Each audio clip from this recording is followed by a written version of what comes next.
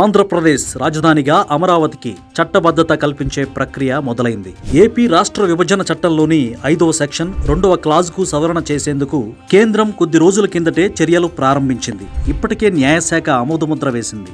ఈ పార్లమెంటు సమావేశాల్లోనే దీన్ని ప్రవేశపెట్టి ఏపీ నూతన రాజధాని అమరావతి అంటూ గెజిట్ నోటిఫికేషన్ విడుదల చేస్తారు. రాష్ట్ర విభజన తర్వాత రాజధానిని నిర్ణయించుకునే అధికారం ఏపీకి అప్పగించింది విభజన చట్టం. రాష్ట్ర ప్రభుత్వానికి సలహాలు ఇవ్వడానికి శివరామకృష్ణ కమిటీని కేంద్రం ఏర్పాటు చేసింది. ఆ కమిటీ ఇచ్చిన రిపోర్టు ప్రకారం 2014లో ఏపీలో అధికారంలోకి వచ్చిన టీడీపీ ప్రభుత్వం అమరావతిని రాజధానిగా ఎంపిక చేసింది. జగన్ ముఖ్యమంత్రి అయిన తర్వాత 3 రాజధానులంటూ అమరావతిని నిర్వీర్యం చేశారు. అటు 3 రాజధానులు అవలేదు, రాష్ట్రానికి అభివృద్ధి లేదు, వలసలు పెరిగాయి, ప్రజల ఆర్థిక పరిస్థితులు దిగజారిపోయాయి. జగన్ విధ్వంసకరమైన పరిపాలనపై తీవ్ర స్థాయిలో అసంతృప్తిగా ఉన్న ప్రజలంతా 2024 ఎన్నికల్లో వైసీపీని 11 సీట్లకు పరిమితం చేశారు. టీడీపీ, జనసేన, బీజేపీ కూటమి ప్రభుత్వం అధికారంలోకి రాగానే 58,000 కోట్ల రూపాయలతో రాజధాని పనులు ప్రారంభమయ్యాయి.